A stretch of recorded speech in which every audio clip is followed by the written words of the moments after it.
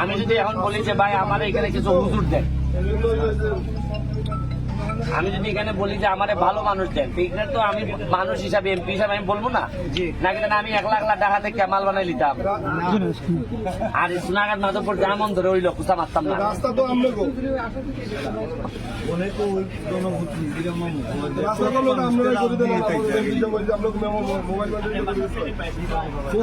যদি রাজনীতি আমি মানে আপনি তো আমরা ওই যে কাম চিন্তা করছো রে এই এমপি বালাই যে আমরা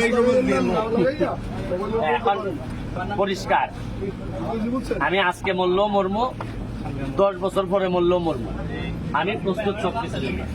তবে মরার আগে আমি আমার সোনারঘাট মাধবপুর ইভেন সারা বাংলাদেশে যারা বাংলাদেশের ক্ষতি করছে তারারে আমি শান্তিতে ঘুমাইতে দিতাম না। আমি নিজেও ঘুমাইতাম না শান্তিতে, কিন্তু যারা 2 নম্বরই করছে, আর বিশেষ করে চা বাগানের মানুষের ঘাম দেখলে আমার 50 বছর ধরে এরা ঘামতেছে, কিন্তু এদের জীবনে কোনো পরিবর্তন আসে নাই। ঠিক ঠিক সবার পরিবর্তন আইছে, প্রতিটা লোকের পরিবর্তন আইছে।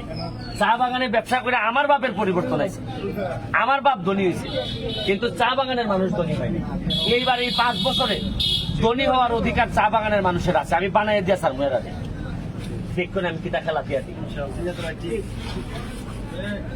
এখন আমার বাসায় বইলা দেয়া আছে, চা বাগানের কোনো মানুষ যদি এমপির বাসায় যায়, সে যেন কোনোভাবে কোনো জিনিস ছাড়া যেন ফেরত না আসে।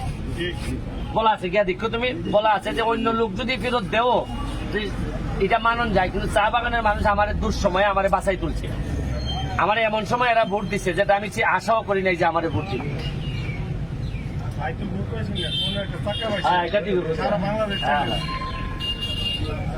আপনারা মন চাইছে বুঝছেন নি, আপনারা মন চাইছে আল্লাহ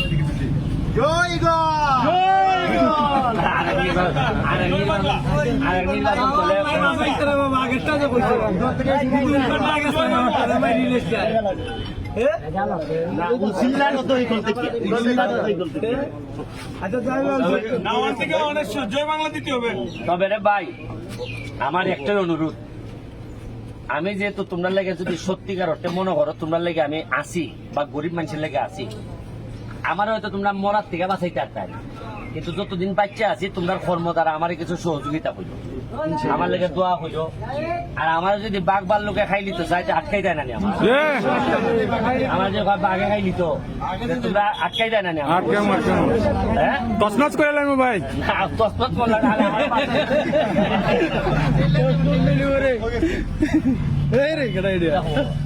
ভাই না